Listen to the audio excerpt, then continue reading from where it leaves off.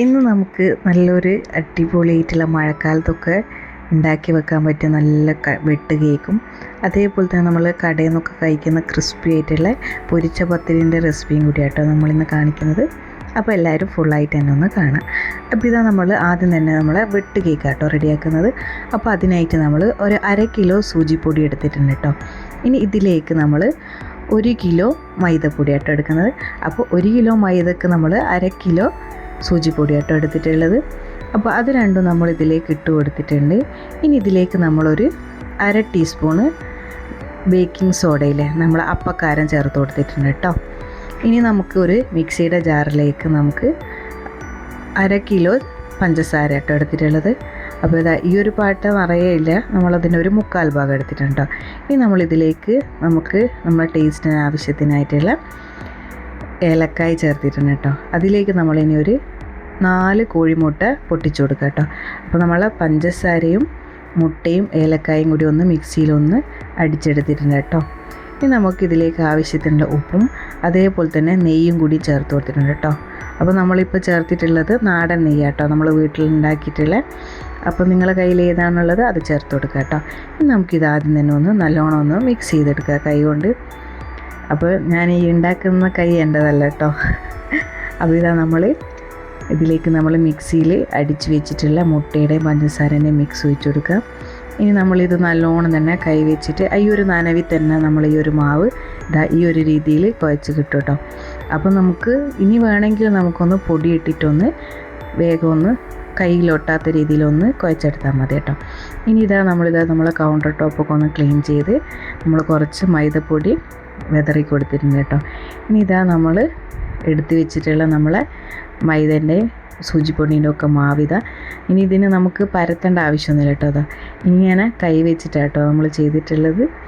കൈ വെച്ചിട്ട് നമുക്ക് എത്രയാണോ കട്ടി വേണ്ടത് ആ ഒരു രീതിയിൽ കൈ കൊണ്ട് തന്നെ ഇതിങ്ങനെ പ്രസ് ചെയ്തെടുക്കാൻ പോവാം കേട്ടോ.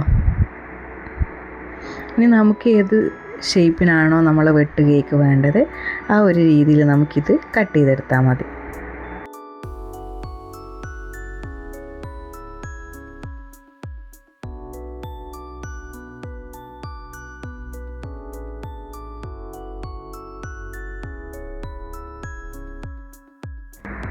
അങ്ങനെ നമ്മളിതാ ഒരു വലിയ ചീനച്ചട്ടി അടുപ്പിൽ വെച്ചിട്ടുണ്ട്.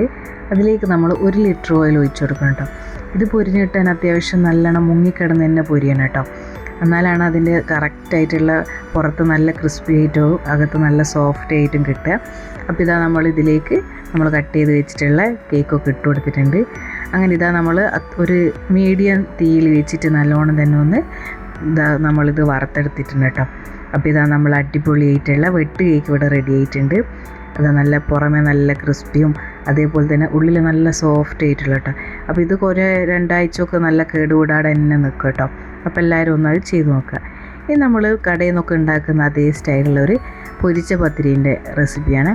അപ്പോൾ നമ്മളിതാ ഒരു തേക്ക് അജ്മീൻ്റെ പത്തിരിപ്പൊടി ആട്ടോ എടുത്തിട്ടുള്ളത്. അപ്പോൾ നിങ്ങൾ ഉണ്ടാക്കുമ്പോൾ ഇങ്ങനെ ഒരു അജ്മീൻ്റെ ഈ ഒരു പൊടി വാങ്ങിയിട്ട് ചെയ്തോ കേട്ടോ, നല്ല ടേസ്റ്റ് ഉണ്ടാവും. അപ്പോൾ അതിലേക്ക് നമ്മൾ ഒരു പാട്ട അരിപ്പൊടിക്ക് അതെന്ന് വെച്ചാൽ 1/2 കിലോൻ്റെ പേക്ക് അരിപ്പൊടിക്ക് 2 പാട്ട വെള്ളം ആട്ടോ ഒഴിച്ചിട്ടുള്ളത്, ഡബിൾ വെള്ളം. അപ്പോൾ വെള്ളത്തിലേക്ക് നമ്മൾ കുറച്ച് കരിഞ്ജീരകവും അതേപോലെ തന്നെ കറിവേപ്പിലയും പിന്നെ ഒരു തുള്ളി വെളിച്ചെണ്ണയും ആവശ്യത്തിനുള്ള ഉപ്പ് മാത്രമേ ഇട്ടിട്ടുള്ളൂ കേട്ടോ. അപ്പോൾ അതൊന്നും നല്ലോണം വേവിച്ചെടുത്തതിന് ശേഷം നല്ല ചൂടോടുകൂടി തന്നെ ഇത് കുഴച്ചെടുക്കണം കേട്ടോ. ഈ ഒരു കുഴച്ചെടുക്കുന്നതിലാട്ടോ ഇതിൻ്റെ ഒരു പ്രത്യേകത ഉള്ളത്.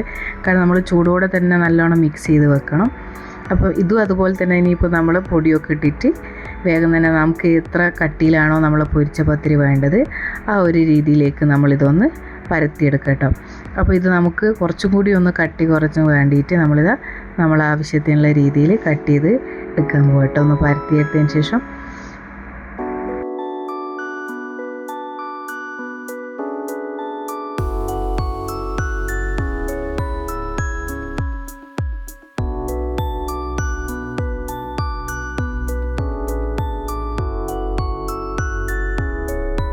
നമ്മൾ ഗ്ലാസ് വെച്ചിട്ട് നമ്മളെ പത്തിരിയൊക്കെ കട്ട് ചെയ്തെടുത്തിട്ടുണ്ട്. നമ്മൾ കറക്റ്റ് കട്ട് ചെയ്ത് തന്നെ എടുത്തിട്ടുണ്ട്. ഇനി നമുക്കിത് എണ്ണയിലേക്ക് ഇട്ടിട്ട് നല്ലോണം തന്നെ പൊരിച്ചെടുക്കാം കേട്ടോ. അപ്പോൾ നമ്മൾ ക്രിസ്പി ആയിട്ടുള്ള നല്ല കടയിൽ നിന്നൊക്കെ വാങ്ങുന്ന പത്തിരി റെഡി ആയിട്ടുണ്ട്. അതേപോലെ തന്നെ നമ്മളെ വെട്ട് കേക്കും ഇവിടെ റെഡി ആയിട്ടുണ്ട് കേട്ടോ. അപ്പോൾ ഈ ഒരു 2 പലഹാരം നിങ്ങൾ എന്തായാലും ഒന്ന് ട്രൈ ചെയ്ത് നോക്കുക.